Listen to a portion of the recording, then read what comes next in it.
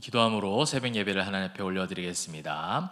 사랑과 은혜가 풍성하신 하나님 감사합니다. 하나님, 이 시간에 말씀을 사모합니다. 말씀하여 주시옵소서. 말씀하여 주실 때에 세상이 알 수 없는, 줄 수 없는 참된 기쁨과 그 평안함과 만족함이 시간 가득하도록 말씀과 기도의 시간 가운데 성령 충만케 하여 주시옵소서. 감사 올려드리며 살아계신 예수 그리스도의 이름으로 기도합니다. 아멘. 찬송가 302장 내주 하나님 넓고 큰 은혜는 함께 찬양하겠습니다. 찬송가 302장 내주 하나님 넓고 큰 은혜, 우리 힘있게 각자의 자리에서 찬송하도록 하겠습니다. 찬송합니다. 내주 하나님 넓고 큰 은혜는 저 큰 바다보다 깊다. 너 곧 닷줄을 끌러 깊은 데로 저 한가운데 가보라. 언덕을 떠나서 창파에 배 띄워 내 주 예수 은혜의 바다로 내 맘껏 져가라. 왜 너 인생은 언제나 거기서 저 큰 바다 물결 보고 그 밑 모르는 깊은 바닷속을 한번 헤아려 안 보나. 언덕을 떠나서 창파에 배 띄워 내 주 예수 은혜의 바다로 내 맘껏 져가라.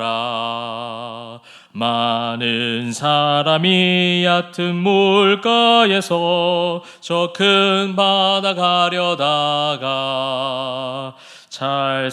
찰싹거리는 작은 파도 보고 마음 약하여 못 가네. 언덕을 떠나서 창파에 배 띄워 내 주 예수 은혜의 바다로 내 맘껏 져가라. 자고 가거라 이제 곧 가거라 저 큰 은혜 바다 향해. 자고 내 노를 저 깊은 데로 가라. 망망한 바다로 언덕을 떠나서 창파에 배 띄워 내 주 예수 은혜의 바다로 내 맘껏 져가라. 아멘. 우리 사도신경으로 신앙 고백하겠습니다. 전능하사 천지를 만드신 하나님 아버지를 내가 믿사오며 그 외아들 우리 주 예수 그리스도를 믿사오니 이는 성령으로 잉태하사 동정녀 마리아에게 나시고 본디오 빌라도에게 고난을 받으사 십자가에 못 박혀 죽으시고 장사한 지 사흘 만에 죽은 자 가운데서 다시 살아나시며 하늘에 오르사 전능하신 하나님 우편에 앉아 계시다가 저리로서 산자와 죽은 자를 심판하러 오시리라. 성령을 믿사오며 거룩한 공회와 성도가 서로 교통하는 것과 죄를 사하여 주시는 것과 몸이 다시 사는 것과 영원히 사는 것을 믿사옵나이다. 아멘. 오늘 우리에게 주시는 하나님의 말씀을 함께 묵상하도록 하겠습니다. 구약성경 예레미야 31장 10절부터 14절까지의 말씀이 되겠습니다. 구약 1100페이지에 있습니다. 예레미야 31장 10절부터 14절까지의 말씀을 각자의 자리에서 저랑 함께 합독하며 읽도록 하겠습니다. 31장 10절부터 14절까지 함께 읽도록 하겠습니다. 이방들이여, 너희는 여호와의 여호와의 말씀을 듣고 먼 섬에 전파하여 이르기를 이스라엘을 흩으신 자가 그를 모으시고 목자가 그 양떼에게 행함같이 그를 지키시리로다. 여호와께서 야곱을 구원하시되 그들보다 강한 자의 손에서 속량하셨으니 그들이 와서 시온의 높은 곳에서 찬송하며 여호와의 복 곧 곡식과 새 포도주와 기름과 어린 양의 배와 떼와 소의 떼를 얻고 크게 기뻐하리라. 그 심령은 물된 동산 같겠고 다시는 근심이 없으리로다 할지어다. 그때 처녀는 춤추며 즐거워하겠고 청년과 노인은 함께 즐거워하리니 내가 그들의 슬픔을 돌려서 즐겁게 하며 그들을 위로하여 그들의 근심으로부터 기쁨을 얻게 할 것임이라. 내가 기름으로 제사장들의 마음을 흡족하게 하며 내 복으로 내 백성을 만족하게 하리라. 여호와의 말씀이니라. 아멘. 네, 어제 말씀에 이어서 계속해서 구원의 메시지, 참 우리가 듣기를 소망하고 또 듣기를 좋아하는 그런 회복의 메시지가 계속해서 등장을 합니다. 오늘 또 주목해서 볼 부분은 처음 10절에 나오고 있습니다. 이스라엘을 흩으신 자가 그를 모으시고 라는 표현이 나오고 있습니다. 흩으신 자가 그를 모으시고, 이제 이스라엘 백성들은 흩어짐을 당하게 됩니다. 심판을 면할 수가 없기에 그렇게 흩어짐을 당해서 포로로 다 흩어집니다.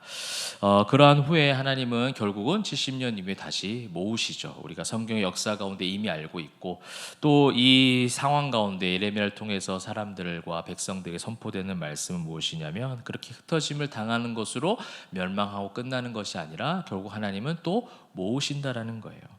우리가 일전에 사도행전 말씀을 길게 묵상했던 적이 있습니다. 또한 여러분 성경 퀴즈대회를 통해서 이렇게 사도행전 많이 공부를 하셨을 텐데요. 보면서 각자의 어떤 묵상 포인트가 있을 것이고 느낌이 있으실 겁니다. 그 가운데 많은 것들이 있는 가운데 정말 그렇게 하나님의 복음이 왕성하게 전해지는 곳곳마다 핍박과 환란이 어떻게 그렇게 자꾸만 따라오는지, 하나님의 말씀을 처음에 이제 이해하지 못했던 제자들, 그 제자들과 많은 사람들이 마가다락방에 모여서 예수님의 승천 이후에 예수님의 그 약속의 말씀을 다시 한번 믿고 기도하며 그렇게 성령을 경험하고 성령의 충만함을 입습니다. 그래서 베드로가 설교할 때 정말 많은 사람들이 세례받는 자의 숫자가 늘어나고 또 초대교회가 세워지고 그 놀라운 하나님의 역사들이 이제 시작이 되고 부흥과 회복에 하나님의 예비하신 그런 놀라운 결과들이 나타나는 듯 했지만, 그런 가운데 바로 따라왔던 것은 그런 제자들, 사도들이 감옥에 갇히게 되고 또 초대교회는 흩어짐을 당하게 되고 그런 여러 가지 핍박과 환란들을 당하는 것을 계속해서 보게 됩니다. 또한 누군가가 또 스데반 집사를 통해서 집사들이 세워지고 그렇게 설교를 하고 복음을 전하지만 순교를 당하고, 그러나 또 순교를 당하는 그 상황 가운데서도 그 현장에 바울이 있었고, 그 당시에는 이제 사울이라고 불렸죠. 그 사울이 있었는데 그 사울이 놀라운 복음의 전도자로 그렇게 세워짐을 당하는, 또 핍박과 환란 뒤에 따라오는 은혜도 있었습니다. 또 그런 은혜가 있었는가 하면 또 순교를 당하고 또 교회가 흩어짐을 당하는 그런 악한 여러 가지 핍박과 환란들을 또 따라오는 것을 우리가 사도행전 말씀을 통해서 많이 살펴보았습니다. 그렇게 우리가 아직 하나님 나라가 완성되지 않은 가운데 주를 믿는 성도들의 삶이 바로 그러한 삶인 것 같습니다. 은혜 뒤에 따라오는 시험들, 또 그런 시험 가운데서 무너진 가운데서 다시금 하나님께서 세우시고 회복하실 것이라는 그 하나님의 약속에 대한 믿음으로 또다시 일어나는 것. 그래서 오뚜기와 같이 넘어질 듯 하지만 또다시 하나님의 힘으로 일어나고, 또 이 관문을 잘 넘어섰지만 또 다른 환난과 핍박과 어려움들, 고난의 상황들을 경험하게 되고, 그래서 넘어질 듯 하지만 하나님의 은혜로 다시 일어나는, 이것이 우리가 하나님 나라에 가는 그 순간까지 있어야 될 이 땅 가운데 우리에게 맡겨진 사명이 아닐까라는 생각이 듭니다. 왜 나에게 계속 이런 일이 생기지? 왜 나에게 저런 일이 생길까? 나에게 이런 일이 그만 이제 끝나면 좋지 않을까? 나에게 이런 괴로움들이 이제 더 이상 따라오지 아니하고 좀 좋은 일들만 가득하면, 우리가 세상적인 표현으로 꽃길만 걸으면 참 좋겠는데, 그러나 성도는 꽃길을 얘기하지 않습니다. 성도는 십자가의 길을 얘기합니다. 십자가의 길. 꽃길을 가고 싶어하는 것, 꽃길을 가기를 소망하는 것 있을 수 있습니다. 사람 마음이니까 그럴 수 있겠지만 성도의 본질은 무엇이냐? 성경적인 그런 성도의 인생길은 무엇을 이야기하는가 했을 때는 바로 십자가의 길입니다. 근데 그 십자가의 길을 우리는 늘 괴롭고 험난하고 고통스러운 곳으로 이미지를 삼아요. 그래서 십자가의 길 하면 마치 우리가 뭔가 무너지는 것만 생각한다는 거예요. 못 박히는 것만 생각해요. 피 흘리는 것만 생각해요. 못 박히고 피 흘리고 괴로움은 이미 주님께서 담당하셨습니다. 또한 우리가 그것을 담당할 재간도 없고 담당할 여력도 없어요. 우리는 그것을 근처에도 가지 못합니다. 십자가에 못 박히는 그 상황 가운데 우리는 전혀 감당하지 못하기에 주님께서 이미 다 담당해 주셨습니다. 그러므로 우리는 뭐예요? 주님과 함께 그 길을 가는 거예요. 그 길을 가는 것에 대해서 인정하는 겁니다. 그 길 가운데 그것이 광야길이고 십자가의 길이고 그 인생길이 꽃길이 아니라 광야의 상황 가운데 있다 할지라도 오늘 성경에 나와 있는 것처럼 11절 여호와께서 야곱을 구원하시되 그들보다 강한 자의 손에서 속량하셨으니 속량하신 그 본질적인 정체성의 변화, 죄인에서 의인 되었다라는 그 놀라운 사실을 믿는 그 믿음으로 십자가의 길이든 광야의 길이든 어떠한 상황의 길이든 그 속에서 무엇을 할 수 있냐. 12절 보니까 그들이 와서 시온의 높은 곳에서 찬송할 수 있다라는 거예요. 하나님을 찬송한다는, 이것이 성도의 본질이라는 겁니다. 무너짐 가운데 있고 또 뽑혀지는 상황 가운데 있고 약한 그 상황 가운데 있고 또한 코로나로 인해서 우리가 예배했었던 이전의 모든 신앙생활들의 모든 것들이 다 지금 변화된 이 상황 가운데 있어서 우리를 연약하게 만들고 흐트러지게 만드는 그 어려운 조건 가운데서도 여전히 하나님을 찬송할 수 있다는 거. 지금 우리가 찬송했잖아요. 내 주 하나님 넓고 큰 은혜는 하나님 앞에 그 찬송 올려드렸지 않습니까? 말씀을 통해서 아멘으로 화답하며 찬송합니다. 찬송은 곡조 있는 노래만 이야기하는 것이 아니에요. 하나님을 높여드리는 거예요. 아멘으로 인정하는 겁니다. 또 이 시간 이후에 기도할 거예요, 여러분. 각자의 기도 제목을 가지고 공동의 기도 제목을 가지고 하나님 믿습니다 하고 기도합니다. 이 모든 것이 무엇입니까? 그 길이 꽃길이 아니다 할지라도 괜찮다라는 거예요. 왜요? 그렇게 우리가 하나님 앞에 찬송할 수 있고 아멘으로 화답할 수 있고 하나님 바라볼 수 있고 하나님과 함께 할 수 있다는 이 자체, 그것이 어떻게 이야기하느냐. 오늘 보니까 12절 새 포도주의 기름과 어린 양의 때와 소의 때를 얻고 크게 기뻐하리라.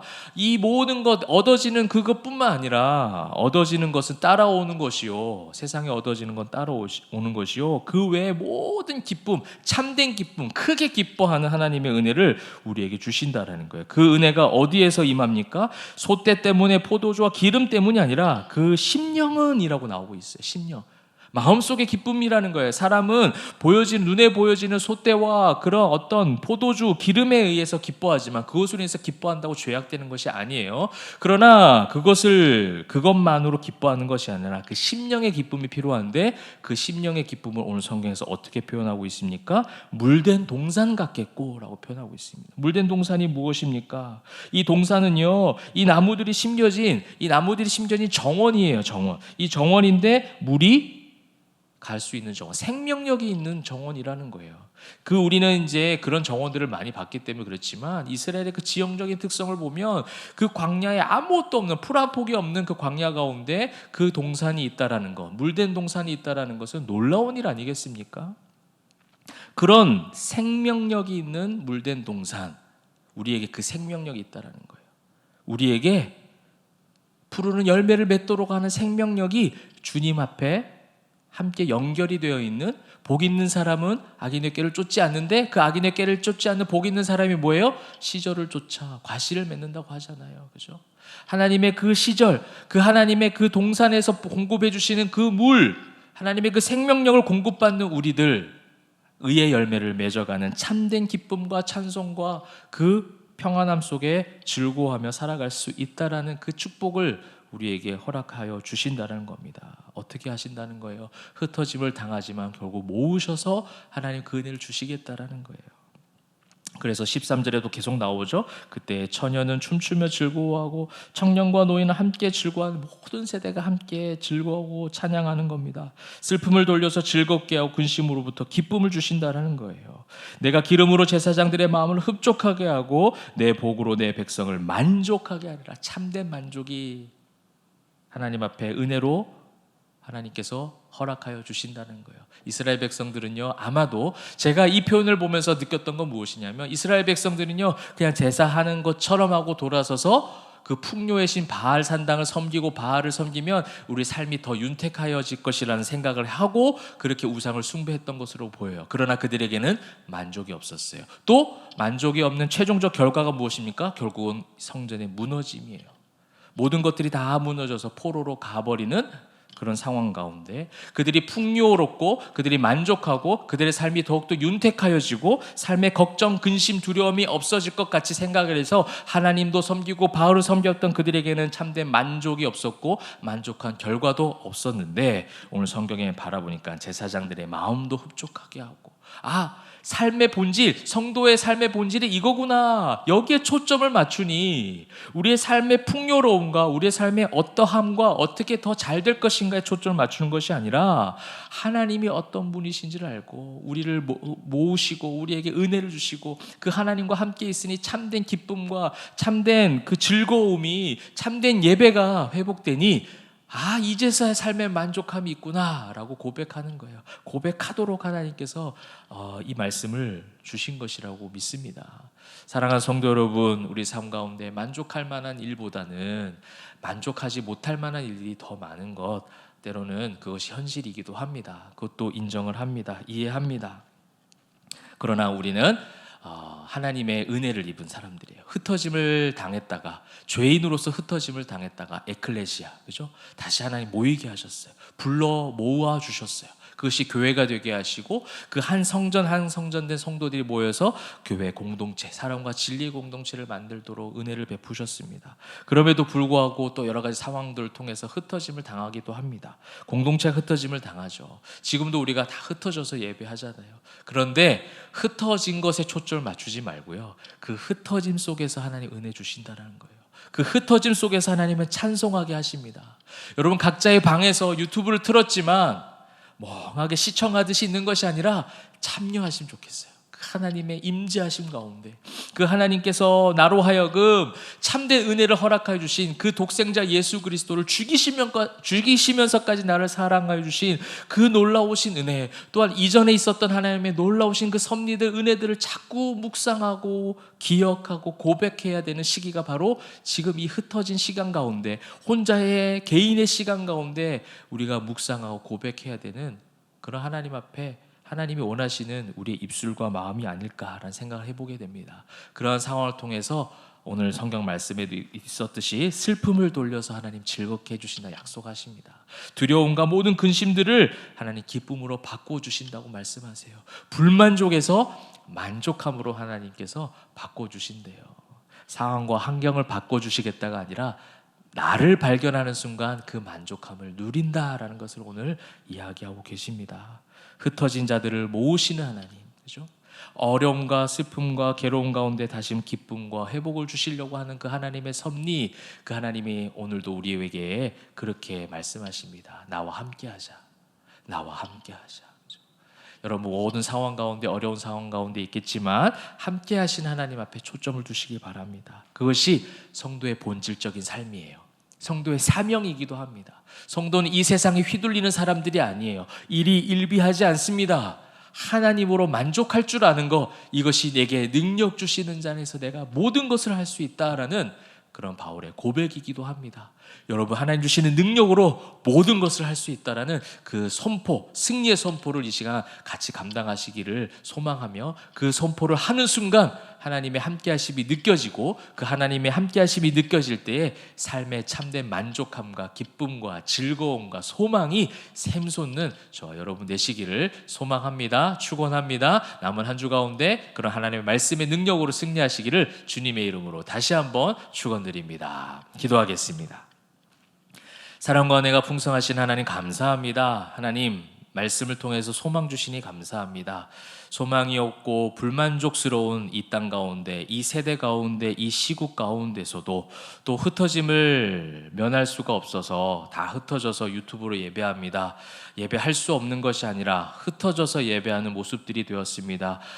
이 상황 가운데 이 말 저 말 할 것이 아니라 이 상황 가운데 나와 하나님의 관계에 다시금 재조정할 수 있는 시간 되게 하시고, 다시금 하나님으로부터 내려오는 그 말씀, 그 성령의 충만함, 그 은혜로 말미암아 만족함을 누리게 하시고 슬픔보다는 기쁨을 누리게 하시며, 두려움과 근심 걱정 가운데 있기보다는 다시 한번 하나님으로 통하여 소망과 기대감과 기쁨이 샘솟는 우리 모든 교우들 다 되게 하여 주시옵소서. 오늘도 아버지 하나님 소망을 품고 기도를 올려드립니다. 하나님 모든 간구하는 기도의 제목들 다 들으시는 줄 믿습니다. 하나님 예레미야의 기도를 들으셨고, 그렇게 어려운 가운데 부르짖는 이스라엘 백성들의 기도에 한시도 아버지 하나님 다 놓치지 아니하시고 들으셨던 그 하나님의 마음, 그 하나님의 그 놀라우신 은혜, 우리가 다시금 기대하며 의지하며 신뢰할 때에 하나님 기도하는 우리의 기도의 모든 음성들 다 올려드리고, 중보자 되신 예수 그리스도께서